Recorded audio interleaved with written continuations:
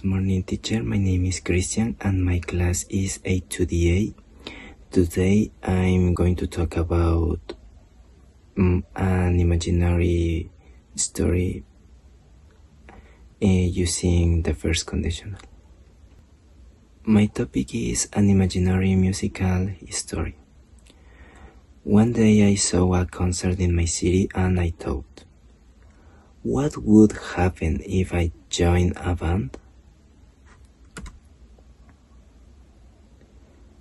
I thought, if I join a music band, I will learn to play the guitar.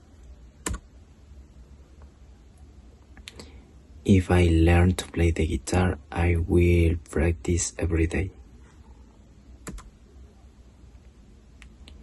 If I practice every day, I will become very good.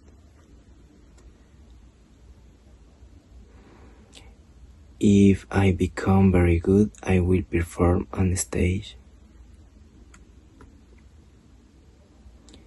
If I perform on stage, I will feel very excited.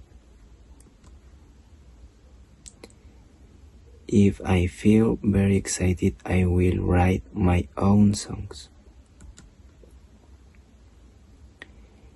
If I write my own songs, I will win awards as an artist.